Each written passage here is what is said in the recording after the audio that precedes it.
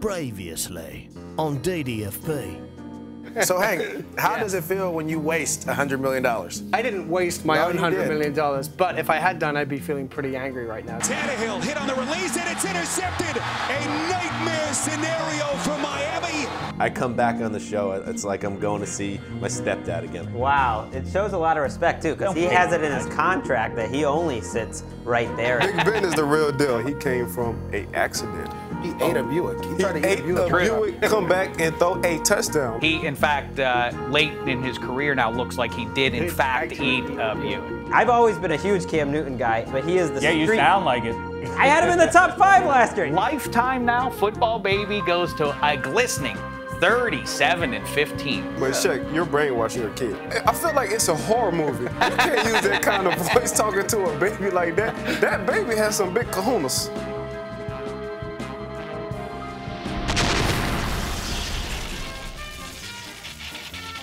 Hi and hello, football fans. It's your old pal Dave Dameshek. What's going down? I hope all's well wherever you are. Welcome to the Dave Dameshek football program. Important note, we're available on iTunes, Stitcher, NFL.com/podcasts, and beyond. Look for the video on YouTube and NFL.com. But as I said last week, and I want to say again now, I get your tweets. Hit me up at Dameshek. Be a part of the conversation. And part of the conversation is audio listeners, people who like listening to the podcast in audio only, are a little uncomfortable with some of the tweaks we're making as we try and make this a TV, well, not TV, but a video relevant event along with the podcast. We are not moving away from the audio ever. That is our cornerstone of everything. We are just trying to add video. We appreciate you sticking with us as we work those kinks out. Things like playing music underneath highlights and stuff, of course, fun for the viewer, not as much fun for the audio consumer. We're working those things out, and I assure you, with the help of producer Black Tie and his lieges behind the glass, we will soon get it corrected, maybe starting today. All right, enough about that. Let me tell you what's coming up today on the program. Ike Taylor, we just caught up with him. Dynamite stuff on the nature of the Steelers and Ravens rivalry. Whether you're consuming this on Thursday or after the big Thursday night game, it is interesting stuff. Ike is always fun to talk to as well, so make sure you stick around for that stuff. The Red Challenge flag, of course, our pick segment with Elliot Harrison and Handsome Hank, who's over in London. We're going to check in with them in just a moment here for the pick segment of the biggest games coming up in week 4. And then our departing pal, Sully Tie, has come up with I've decided, since it's his last day here at the NFL for a little while, I've allowed him to cook up his own segment, and he has done so. And speaking of cooking up, it does involve produce and quarterbacks. So stay tuned for all of that. In the meantime, let me tell you, like I say, join the conversation here.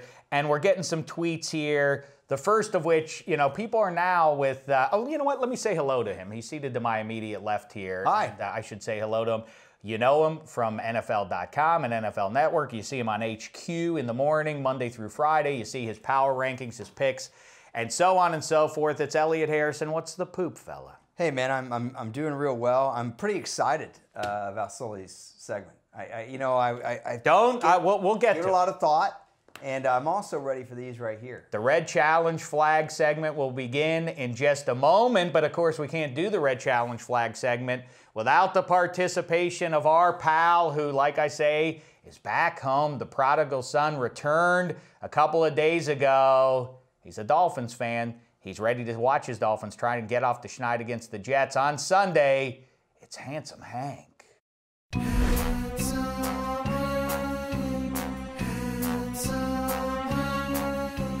He's handsome, he's handsome, he's handsome.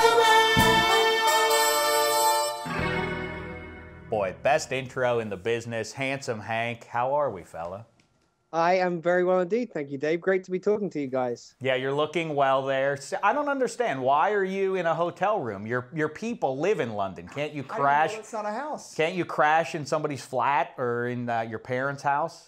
I could do, but I mean, it's nice to have a hotel room and then you can maybe just check in with people in their house. You don't need to stay in their house. People don't, like after a while, a house guest gets old, but if you just show up at their house, eat dinner, they still like you. Okay, good. See, that's a good life lesson from Handsome Hank. And like I say, join the conversation. Last week, some people started tweeting in there, why is Handsome Hank called handsome? Really, shouldn't it be Handsome Elliot Harrison? I don't know about that one. You know, I don't understand what D. Bloomy is weighing in. Oh, his wife said that, as you can see. For the viewer dropped us a line there that his wife feels that handsome's a little bit more striking. Either way, you don't have to explain yourself, Elliot. What is also Handsome Hank, like I say, returning to the homeland there, and his people are excited about it. We got one tweet from a young listener / viewer, member of the Handsome Devils. I think it's the first female member of the Handsome Devils fan club in history. The viewer can see this here. The only concern I have, it comes from Lawrence over there in the UK. His daughter is looking very much forward to crossing paths with one Handsome Hank.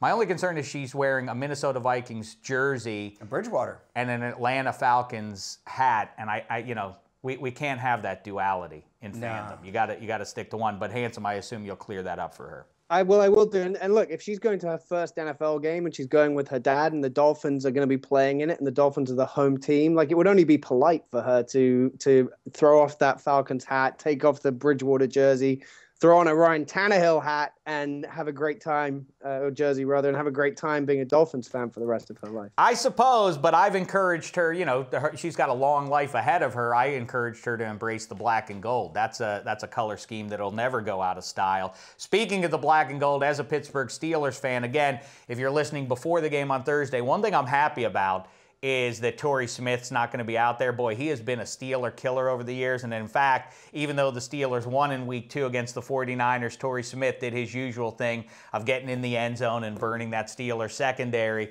I dropped him a line because Ike Taylor, in our conversation, in the video you'll see in a little bit, I saw an old piece of video of Ike talking trash to Torrey Smith. Right. So I asked him, what did Ike say to you in this moment, Torrey? Torrey, of course, one of the DDFP All-Stars. He's visited us here in Studio 66 on a number of occasions. He's a swell fella in spite of his former allegiance with those Baltimore Ravens. He wrote back, though, I said, what did you say here, Torrey Smith? Torrey Smith quickly hit me back and said, I don't remember, but I do know that 3 plays later, Heinz Field fell silent. And he is right. I think I know what Ike is right. said. I think I know what he said. I think Ike said, man, you should try wearing more denim. Ike Taylor, big fan of denim this week. Yes, he is. And mediums. Yeah, we'll see him showing up in denim in the Steelers facility. Right now, though, let's get to it, fellas. Very important stuff. That's the intro. When you hear the pen scratch, that means there it is. That means it's time to start talking about very important stuff. And let's start it off. Hey, before we get to football babies, Week 4 picks and the Red Challenge Flag pick segment, Handsome, I'm curious, will you, while you're over there, because you're somebody we've obviously covered this pretty extensively over the years, you have forcibly expatriated yourself from your homeland and have embraced America through and through. Maybe. I mean, some might say I was forcibly expatriated. I may have been kicked out of the place. Like, I don't know that I necessarily kicked myself out. Will you drink tea while you're there? Dave, I think we've discussed this before. I don't drink tea. I don't find tea to be a pleasant beverage, particularly. It just doesn't. It tastes of like boiled herbs or something. I don't know what it is. I don't know what tea is. If it weren't for the flavor of crisps in the UK, then I don't think Handsome would like anything about the UK more than he likes the US version. That's about the only I don't know. I mean, I'm trying to think. Like, I mean, crisps are definitely. You guys haven't even got close, but I think there's a confectionery generally. That's true. You've talked about the chocolates, right? I would also say that some of the condiments that you have with the British food by necessity have to be better because they're going to make the food taste better. So, things like horseradish, I would say some of the mustards, the English mustards that we have here, those kind of things It's those are pretty difficult to beat. I hear you. You know what? Vinegar on your fries is always the right move, and Americans as a whole have not bought into this yet, and that's your failing, America. Let's get on the vinegar bandwagon. For Hank, do you think he online dated before he got married? Oh, I have no doubt about that. But right now, let's get to it, everybody. The wizard of all wizards when it comes to picking pro football games, now standing lifetime at a glistening 37-15. Can you imagine the age? Impressive stuff. Football baby with a quartet of games picked in week 4. Take it away. Football baby, the baby who picks football games. Panthers, Buccaneers, choose.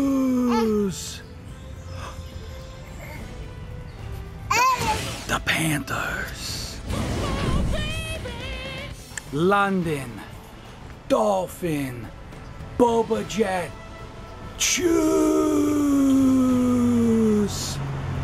It is the Jets.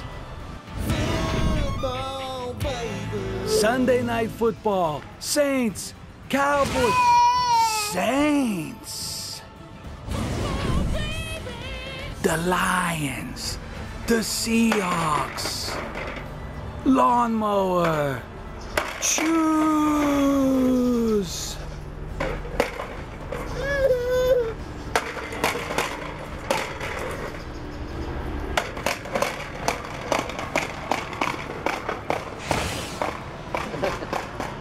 No thoughts.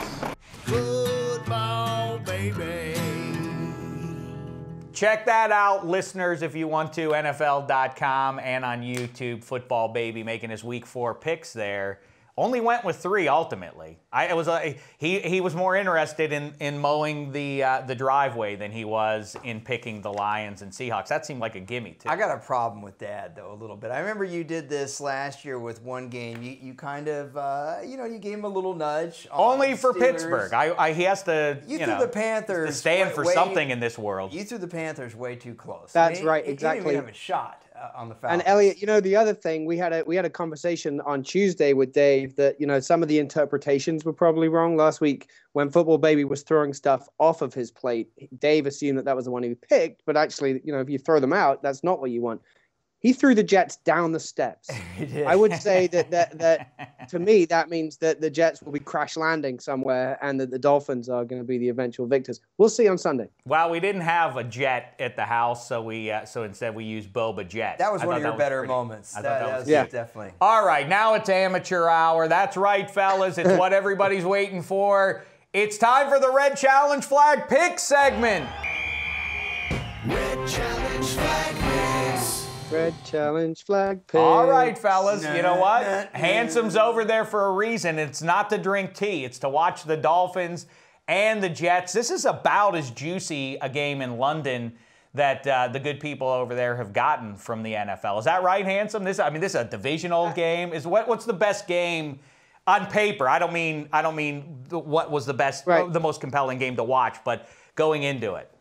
I think the second game they had here was between the Chargers and the Saints in 2008. Both of those were pretty good teams. There was LT on one side. There was all the weapons the Saints had at that time. So I think that was probably the best matchup, and it turned into a really good game as well. Rivers. Right, exactly. Breeze Rivers. That was a good one. Well, but, Fitzpatrick, Tannehill, not as compelling on paper. No. Nonetheless, two compelling teams. The Dolphins for the wrong reasons. The Jets, in spite of the loss to the Eagles, playing a little bit better, I think, than people expected. Handsome, you're on the home field there. I'm going to start with you.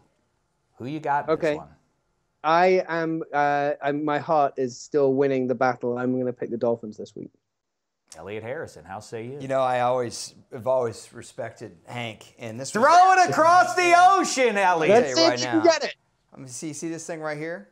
Yep. Oh, bombed them. Dude, no way. I moved that. Jets are winning. You were slow to react there. By the way, I want a second shot at us singing Red Challenge flag picks together in unison. Yeah, but Shek just denied us that pleasure that we love so much. I got the Jets. I think they stick to their blueprint, Shek. They run the ball. They try to win a game 20-17, and they don't have the 4 giveaways that they had against the Eagles. That's what lost them that game. Jets went overseas. Well, you know, the Jets' defense has been marauding. The Dolphins has not been, and we talked about that earlier. That's a great word, by the way. It's usually used at a Renaissance festival, but when you can apply it to football, yeah. As a verb, we hear about marauders. I cannot believe I haven't used that in a comment. But we don't use it as a verb. Like I think they're going to be marauding on Sunday. I like it. You can start using that if you'd like to. to. There should be that's maybe not an NFL team name, but I'm surprised no USFL team was never named the Marauders. Yeah, I think there's been a team named the Marauders, right? I don't know, but I liked hearing you say it, the Marauders. Why not the Scarborough Fair Marauders? That's what I'm saying. Renaissance Festival. No. I am with Handsome Hank. I am throwing my weight behind the Dolphins here. I think they win a tight one, a defensive affair over there in London. 16-14 on a game-ending field goal. That's how specific I'm going. Nick Folk? No. I said the Dolphins. Andrew Franks. Oh, Andrew Franks. I think so you guys are going 2-1 against me here on this. Well, I mean, I don't mind y'all being wrong. I think more people than not would agree with you, Elliot, that the Jets are going to win this one. Know. But I think the season, you know, they can get back on track, these Dolphins, with a victory in this game. Come back, they're right in this thing. That's what they did last year. Remember, they came to London with exactly the same record they had now in week 4, where they were 1-2. And there was the whole debate about Joe Philbin told Ryan Tannehill that he might bench him, or at least didn't dismiss the suggestion that he might do. And I think one of the things that you hear from the teams that come here is when you do it, it's you kind of know what you're getting into. And just the fact that the Dolphins did it, and they did it 12 months ago, and the Jets as a team have never done it. It is, it's something different. You've got to get your team on the right time zone, and you've got to practice in a different place, and you've got to go through a playoff type atmosphere in the pre-game where there's festivals for fans and all that kind of stuff that players appear at. And I do think there is something to having the experience of doing it before. I thought Philbin got his extension somewhere around that time, but maybe I'm misremembering that. No, he got it later in the year after beating the Jets on Monday Night Football. So that's when Tannehill got the vote of confidence from Philbin. That's when it happened. This could be a pleasurable uniform matchup. It could also go wrong if the Jets wear their green pants and the Dolphins wear their aqua jerseys and aqua pants. It could be very ugly. Speaking of which, one nice uniform, the Kansas City Chiefs, and a bad uniform, the Cincinnati Bengals. This one could be really ugly if they wear the red pants, the Chiefs, and the Bengals wear their orange jerseys. A visual nightmare. Elliot Harrison, who you have winning this game? I'm taking the Bengals at home, Shek. Bengals at home. Handsome Hank, how say you? Dave, I'm going to have to agree with Elliot, and it's not just because I don't have any red flags in my possession, but I think that the Bengals are a better team. Well, they're rolling right now. I'm going to go with the Chiefs, and this is a little bit of supporting my preseason pick there. I don't think the Chiefs are as bad as they've looked. Talk about a team that's rolling. The Green Bay Packers in Lambeau are, pretty much an unstoppable force right now. They beat the Seahawks the week before, so no shame in losing that game for the Chiefs. The one that they let go, of course, was a couple of Thursday nights ago. That was the game they should have had. And I think we'd regard this team completely differently had Jamal Charles not had those couple of fumbles. If they were sitting, at 2-1, we'd be a little higher on them. I think they know at this point they don't want to end the month at 1-3 or start a new month sitting at 1-3 there. They need this one. I'll go with the Chiefs. Handsome Hank, the Minnesota Vikings are traveling to Denver. How say you? That Broncos defense is scary. Yes. I gotta pick the Broncos for this one. Elliot Harrison. I'm going to have to pocket the flag. Man. I agree, and I don't know whether to turn. What was it? Was it the 80s NFL Today where they used to turn? Was it Brent Musburger and Irv Cross used to turn to like the big screen? Oh yeah, right. To look at like the scores, or maybe it was that. That's not the right thing for you, Elliot. People, and we found out via Twitter, people want to see your face. They want to see the moneymaker. I see. Well, hi, camera. I'm taking the Denver Broncos. I think that they're a lovely team. And I feel they're going to win based on their defense. Moreover, I love kittens. I like board games, and I'm just looking to meet somebody nice. All right, let me tell you something. I feel that the Vikings are going to go in there, and I mean the Broncos, largely with smoke and mirrors and that mighty defense, have survived 3 straight weeks now. I think the Vikings, it's a funny thing how we decide. We spend the whole of August rendering these decisions based on nonsense. As I always say, it is a lie what you see in August. Preseason's a lie. Then week 1 comes along and it trumps the preseason, and then we live on this. We live on the assumptions that are made off of week 1. Ergo, I feel like a lot of people are about the Vikings like, well, they went into San Francisco and looked terrible and now are sort of ignoring this team. I think Adrian Peterson cracks the code there. Bucky Brooks, our pal, told us in the preseason that he thought that as good as that Broncos defense can be, they can be had on the ground. So far, they have been stout against the run. Like I say, though, I think that the Minnesota offense figures it out. Vikings, go in and win the game. No way. No way. But I have a question for you and Hank. Does it look like to you, we've seen Peterson take off on a couple little scampers. Does it look like his top end speed is down? Oh, it does to me. Peyton's arm equals Adrian Peterson's legs. I don't know if it's that far. Maybe not, but yes. But that happens. I mean, that happens to running backs, pretty early on. That's the first sign of aging that you see from running backs is they're no longer running away from defensive players. I remember LT, as good as he was in 05, he began to lose that kind of that fifth gear that would take him away from defenders. I'm going to tell him you said that. Let's move on to Detroit at Seattle. Boy, an 0-3 team going into the clink now with Cam Chancellor. Not a favorable matchup. Handsome Hank, how say you on this one? If you want us to be throwing red flags, I don't think this was the matchup to give. That's exactly what I thought. I think this is a Seahawks win, and if anyone wants to talk about that and why the Lions could win, I'd love to hear the conversation. We can be quick on this one, Elliot, unless you can make a case for the Lions. Hank, can you see these right here? Can you see? Oh, I can see them. Yeah. So you see how there's a little short, chubby one right here?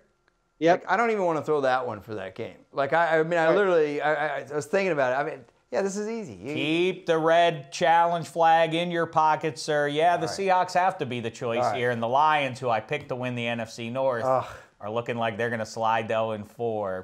Not impossible, though. It's not impossible that, the way the Seahawks are built is very much like a Ravens or Steelers team from about 8-10 years ago, which is that whoever they're playing, there's one thing goes the wrong way. If you're going to be in defensive scrums week after week, if one play goes against you, it can swing the game. So don't rule out the chance that Golden Tate takes a punt to the house. If you're playing everybody 17-13, then you can lose a game. I don't say this is a walkover, but I do understand. Think the Seahawks win. And I think this is a playoff game a lot of people would have liked to have seen last year. Of your 3 gutsy predictions, Texans win the South. That one's definitely coming true. Chiefs win the West, or the Lions. Who has the best shot of actually making it? The Texans, clearly. Arian Foster, if he makes the field this week, let it begin. So you don't think the Chiefs have a shot anymore? I think they do. West? Sure, I do. Okay. Yeah. The only one that I'm ruling out now is the Lions winning their division. Next, the New York Giants, the Buffalo Bills, all New York. Handsome Hank. Wait, did I start with Hank? Oh, no, I started with Elliot Harrison. You start with Hank last one. Okay, I'm going with Buffalo here. I'm going with the home team. I don't like the Giants' defense at all. I'm not supposed to give any analysis. You'd think after. That's right. Turn it over to Handsome. How say you? Well, I saw the might of the Buffalo Bills against my Dolphins last week, so it'd be a hard time for me to pick against the Bills this week. That defense is very, very scary. I saw it at first hand. And Tyrod Taylor is not a player to be looked past as well. The guy is, I would say he's played like a sort of a veteran and a top 15 quarterback. All the things that you thought he would struggle with, he's been pretty smart with the football for at least for the last couple games. This isn't to put Fred Jackson down in any way, but that was a sneaky, what looks like not such a bad play, because Shady McCoy being down this week, Carlos Williams has looked pretty good there. A banger like that, I don't know if it lends itself to greater success against the Giants, but I do think that the Bills receivers should have a little bit of success against that secondary. However, Sammy Watkins and Shady McCoy combined, you know what? The Giants really have a shot in this game, and they are a relatively young team, these Bills. Don't sleep on the fact that after a big-time win that they might not exactly show up against a hungry Eli and company. Giants have extra rest, too, because they played on Thursday night. They have 10 days. I'm gonna go with the Bills. I really want to go. I really do. I really want to go Giants here, but it seems foolish to. You know what? Hey, Hank. Make it so. The Giants. I'm going Giants. Hey, Hank. He's going with the Giants on the podcast. No. Exactly. But in his formal final prediction, it is the New York Giants winning this game. That's right. I said it. Yeah. Next. Houston Texans at the undefeated Atlanta Falcons. Handsome Hank. How say you? Those Falcons, that's a good team as well. Like, that offense puts up some points. And the Texans defense, we went into the season thinking they were going to be amazing because we were watching them on Hard Knocks. They're not. Falcons. Writing off J.J. Watt. Don't forget about Arian Foster. Young pass catchers and so on. Elliot Harrison. I can't argue with my dog here. I agree, man. Oh, is he your dog now? He's my dog. Oh, okay. Yes, What does that mean? When's the last time somebody said, boy, those Atlanta Falcons, that's a good football team? Like, that actually stopped me for a second. It's been a while. Yeah, I'm with them. I think the Atlanta Falcons are going to win this game. They're at home.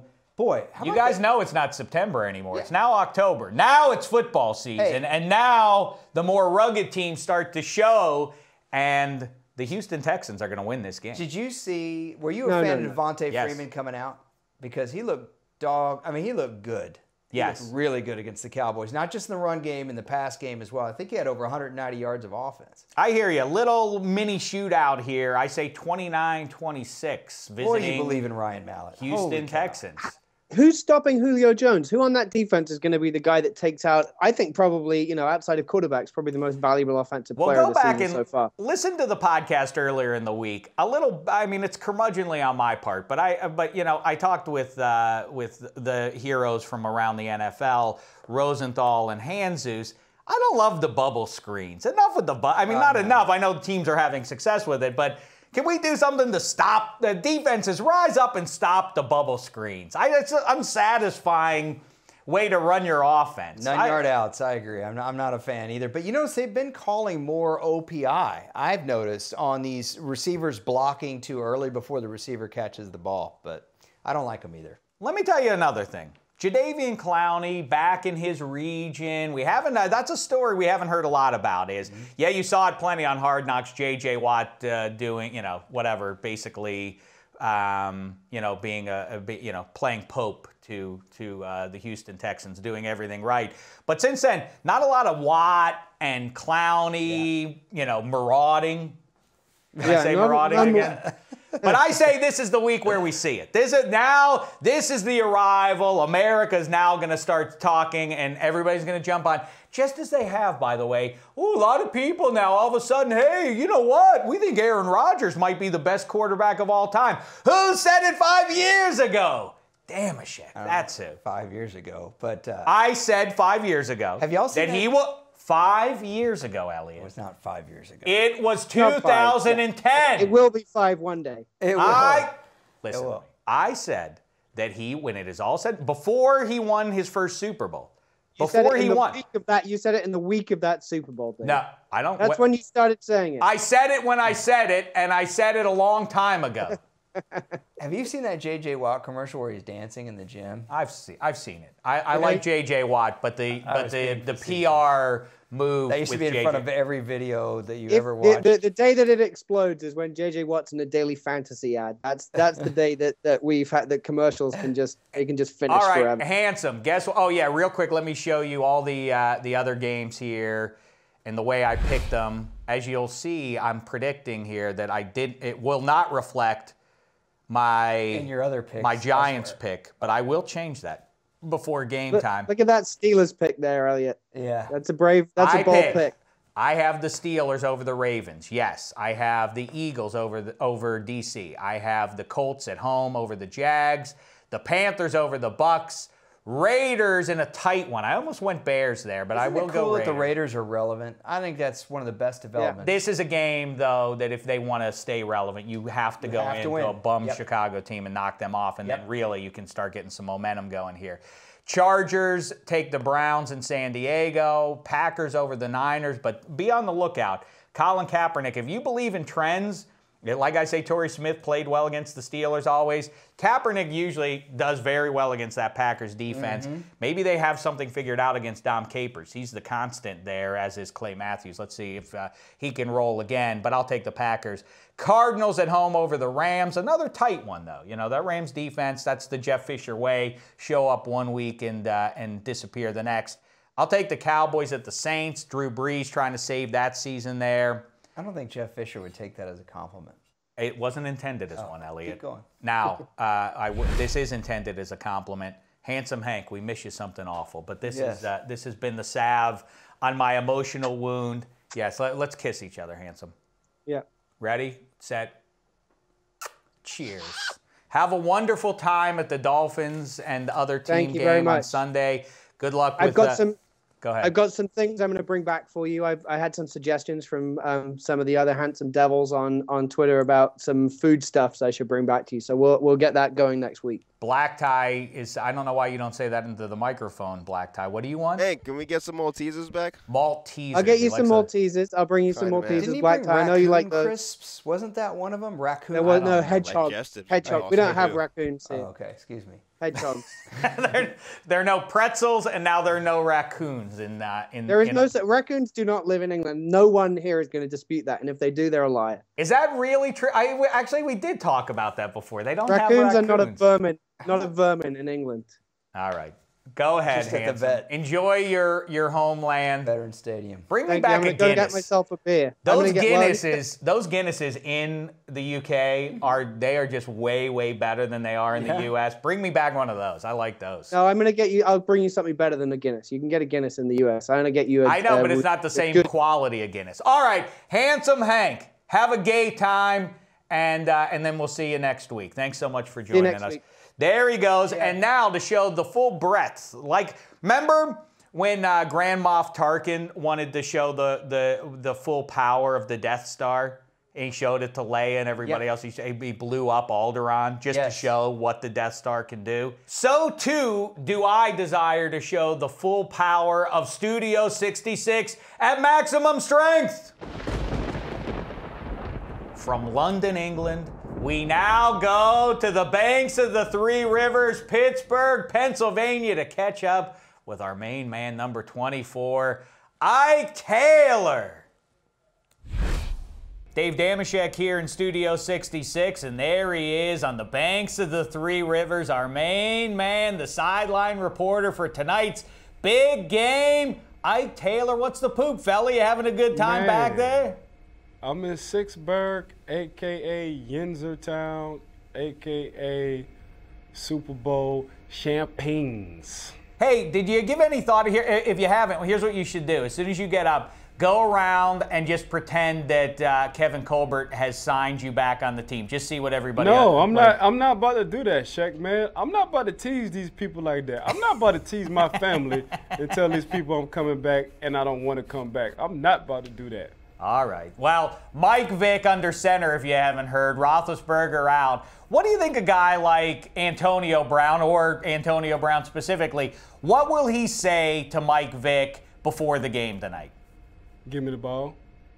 I mean, even with like 7 or 8 catches, I can see AB still saying, give me the ball. Man, I remember on the sideline when I broke my forearm, AB had like 9 catches, and he was coming to the sideline. He was like, I just want to feel the pigskin.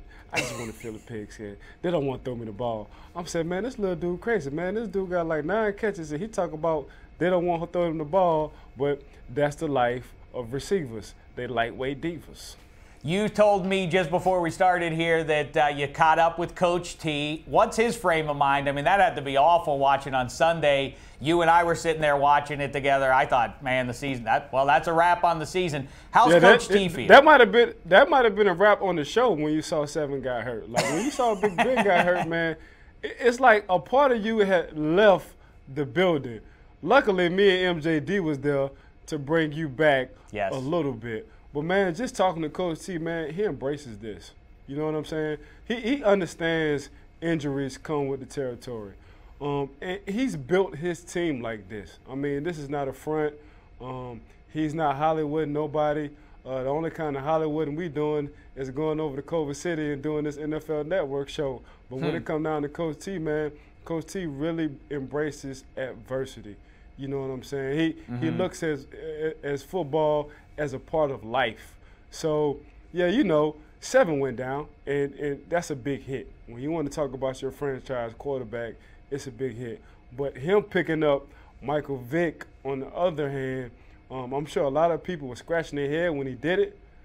Now I don't think they're scratching their head when it came down to this situation with 7. Yeah, savvy move. I do buy it with Tomlin, too, for what it's worth from a distance. It does seem like he really does believe the whole mantra of next man up. Now Mike Vick in, you've said it, a lot of people keep saying, they've just got to simplify. That's what you do when you put a backup in there. You got to simplify the offense. How different, I mean, I guess in terms of score, how different would the score be with Roethlisberger playing the Ravens versus Mike Vick playing the Ravens? Does the game go completely differently as a result of this? You know what? Just getting my feel in the building when you want to talk about Michael Vick. And I said, yeah, you need to simplify it more. But just looking at it, he played 15, 16 years. He's a seasoned veteran guy.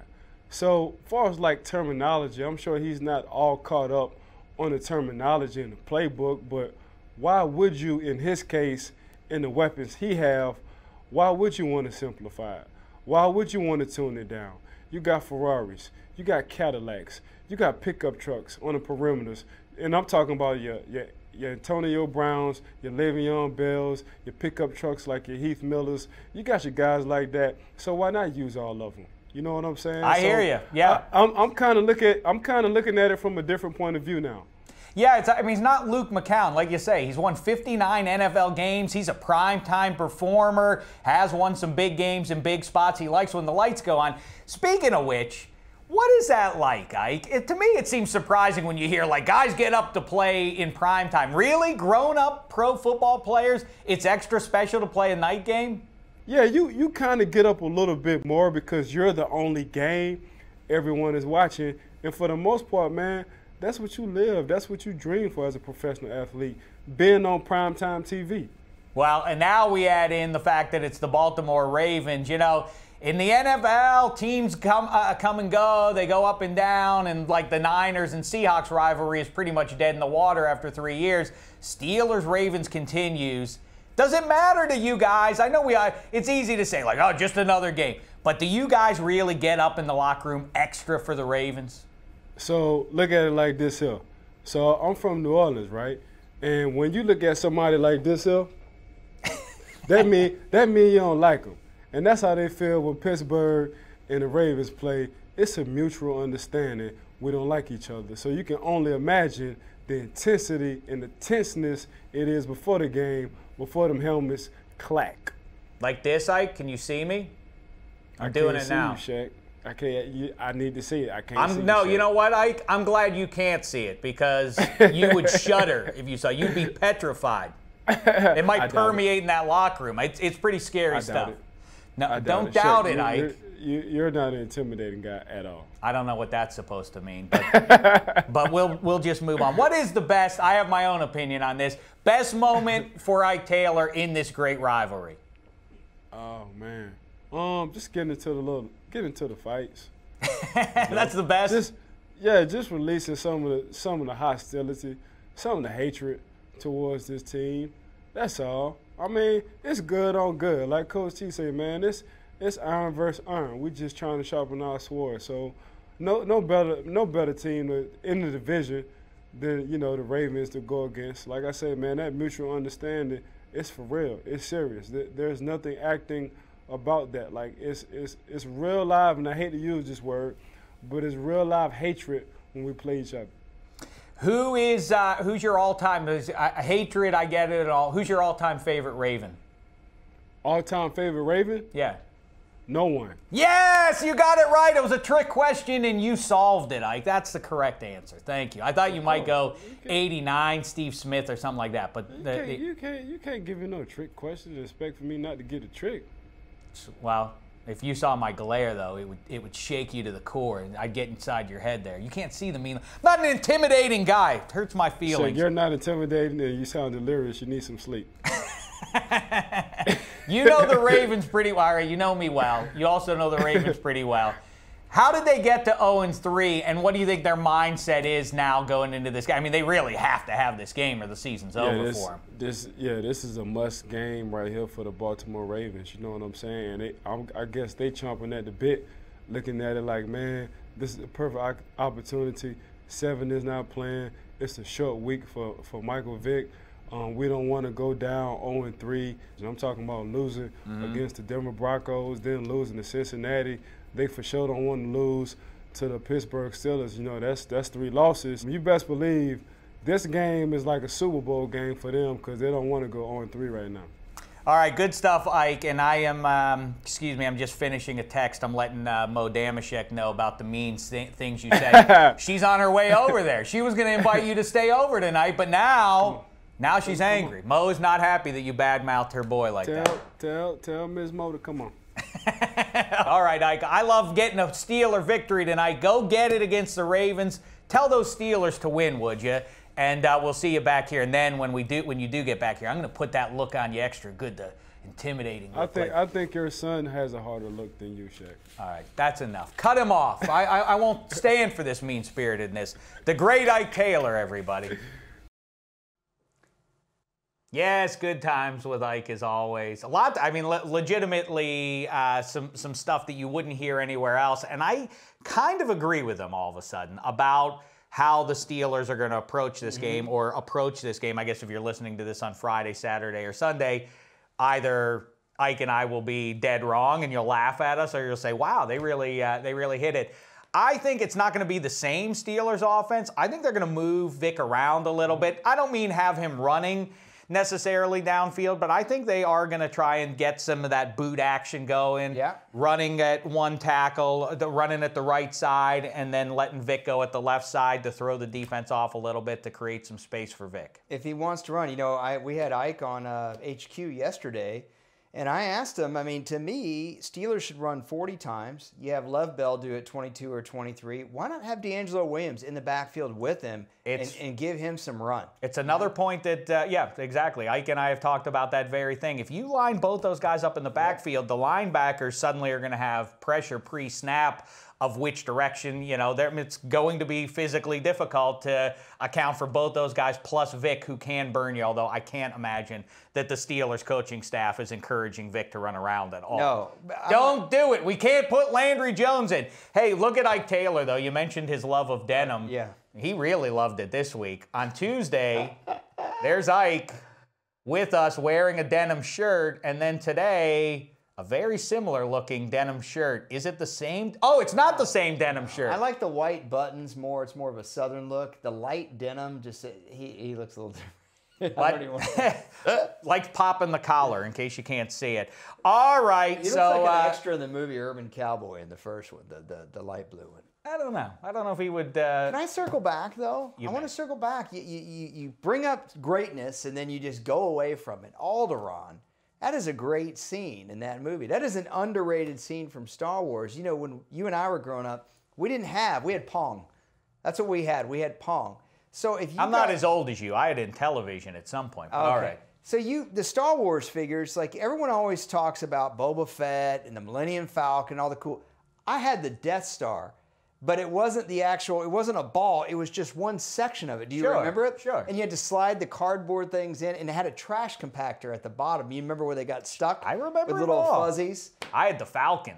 I had the Millennium Well, that's Falcon what everybody take the top off. They wanted that, and they wanted the AT-AT. But the Death Star was far more rare. It was huge. I mean, it was like this tall. It was very neat. It was, and again, very powerful. Thank goodness for Han Solo coming in to save I thought you were going to do the Alderaan sound effect. Hey, last thing here. It's the last day for our pals Brandon McGee and Sean Sullivan. And I mentioned at the top that, you know, we certainly aren't trying to sleep on the audio portion, all the faithful listeners there. But those two guys, instrumental, really, in getting this show from being purely an audio thing into being a video thing. It's up and running, and we are getting good feedback from people who have been watching it. That's owed a great deal, not just to Black Tie, but to, you know, to Emma VP, but to these guys, Sully and McGee. So with that in mind, I said, even though, and by the way, I don't approve of Sully's philosophical position.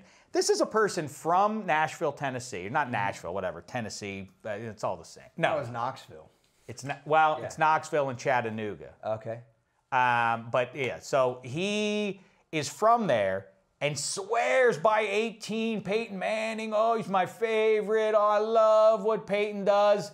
Except that he roots for the Seattle Seahawks and therefore rooted for the Seattle Seahawks to beat the beloved Peyton Manning 2 years ago in the Super Bowl. That being said, I like most of the things about this character. He is Sully Ty. Sully, I asked you to cook up a segment for your farewell. Literally cook. And you came up with something very stupid. And therefore, I'm excited about it. Well, some backstory. We were having lunch the other day, and as most people and listeners and our viewers know, that we love produce. One of my favorite trophies we got out for the Shek Awards is the produce of the year. Yeah. Well, no, we do fruit of the year and vegetable. And vegetable of the year. So vegetable of the year. This is kind of Honeycrisp apples, watermelon, seedless red grapes have been delicious. We're coming down the stretch here. Coming down the stretch. So we also love quarterbacks. So we were eating some sort of produce at lunch the other day, and we thought, what if quarterbacks were compared to vegetables? Like, for instance, let's start rolling through them here. Okay, go ahead. I was when you brought this up to me, my reaction was tepid at best. I thought this feels like a reach. We had probably a 30-minute conversation in the newsroom. All right, go ahead. So begin. One of the up and coming quarterbacks. I mean, he's had some great success, but really underrated. And somebody that is starring for the Carolina Panthers right now is Cam Newton, and he's trendy and current right now. Had a great year so far. So Kale has had a really big trendy year so far. Everybody's loving Kale. Kale Newton. Cam Newton. Kale Newton. Exactly. You know what? I like that because Kale. Who had ever heard of Kale 5 years ago? It was nothing, and now Kale has redefined produce. It's redefined shakes, nutrition. It's in everything. You know Kale what? Is everywhere you look. Who knew what kale was, and all of a sudden redefining the produce just as Cam Newton. I think I first heard of it back at Lilith Fair in the 90s, but I haven't. Oh, really? I haven't heard much about it since, other than at Whole Foods. I think that's a good one, EH. Do you like that one? I do. I like it very much. Go ahead, Sully. Throw us another one. Continue on. See if you can pace it up, though. That one took you about 17 minutes to get. Yeah, it was. Okay, so Joe Flacco has his up and downs in the regular season, but he's money, as we all know, in the playoffs.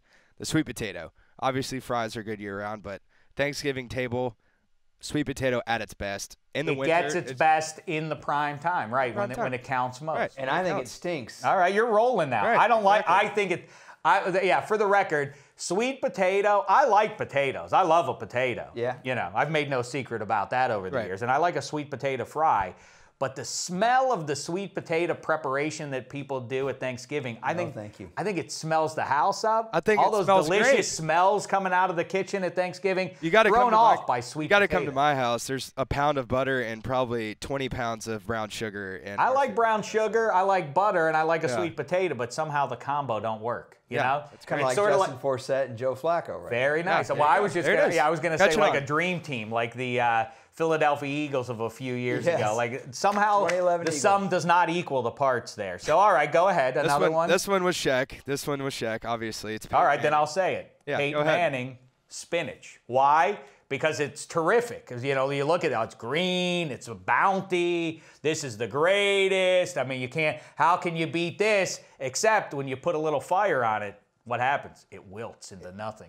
and it's old school kale. I mean, that's what it is. Yeah. It's just the old school kale. Yeah. But more importantly, the more important... It is Popeye's fuel. There's got to be something to be said. The more important quality is that you go to the store and you spend all that money and it's a giant bag. It consumes so much space. As soon as you put heat on it. And then all of a sudden, put some heat to it. Right. It turns into... What happened? What happened to all that spinach? And who gets blamed for it? Who? Raheem Moore. Wonder who Raheem Moore is. What vegetable he is.